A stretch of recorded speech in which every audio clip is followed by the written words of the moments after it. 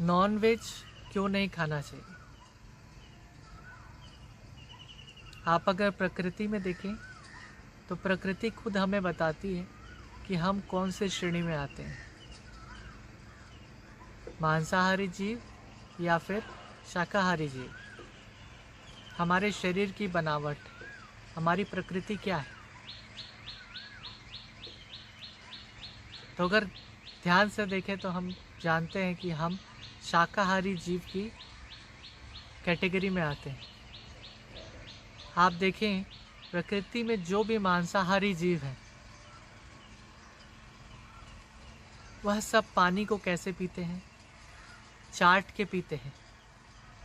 आप देखें, आप शेर की बात करें, चाहे आप कुत्ते की बात करें, बिल्ली की बात करें, जितने भी मांसाहारी जीव वह सब पानी को चाट के पीते हैं। वहीं दूसरी तरफ अगर आप शाकाहारी जीव की बात करें तो जितने शाकाहारी जीव हैं, गाय, बकरी, बैल, ये सब पानी को कैसे पीते हैं, नील करके, सक करके पीते हैं। अब आप अपने आप को देखें, मनुष्यों को देखें, मनुष्य पानी कैसे पीते हैं। क्या आप पानी चाट के पीते हैं? हम सब पानी को नील करके पीते हैं ना, तो हम शाकाहारी की कैटेगरी में आते हैं। वैसे ही जितने मांसाहारी जीव हैं उन सभी के पास नुकीले दांत होते हैं मांस को चबाने के लिए। उनके पास एक बड़ी इंटेस्टाइन होती है क्योंकि मांस को पचने में समय ज़्यादा लगता है। जितने मांसाहारी जीव हैं वह सब हफ्ते में एक बार शिकार करते हैं। आप देखिए, मांस को पचने में समय ज़्यादा लगता है, इसलिए जितने मांसाहारी जीव हैं वह एक बार शिकार करते हैं और फिर लंबे समय तक आराम करते हैं।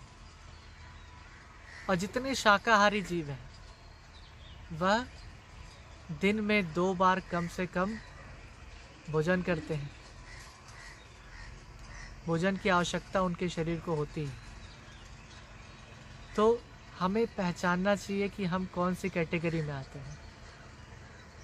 अगर आप अपनी प्रकृति को बदलेंगे या प्रकृति से आप दूसरी दिशा में जाते हैं तो क्या होगा।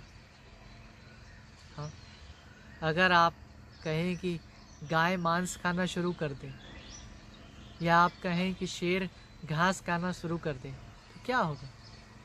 प्रकृति में संतुलन बिगड़ना शुरू हो जाएगा।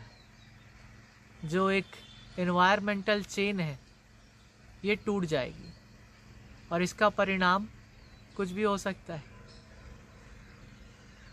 और शायद हो सकता है कि आज बहुत सारी चीज़ें जो हम झेल रहे हैं ये सब इन्हीं का परिणाम है। तो अपनी प्रकृति को पहचाने। बहुत से लोग कहते हैं कि मांस में, नॉनवेज में प्रोटीन ज़्यादा होता है। तो क्या जिस चीज़ में प्रोटीन ज़्यादा है आप उसे खा लेंगे, चाहे वो जो भी।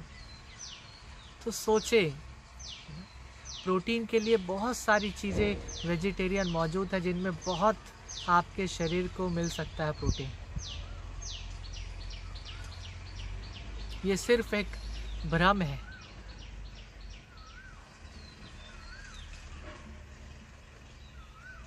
तो इसलिए इसे पहचानें और आप खुद डिसाइड करें कि क्या सही है, आपको किस कैटेगरी में रहना चाहिए। धन्यवाद।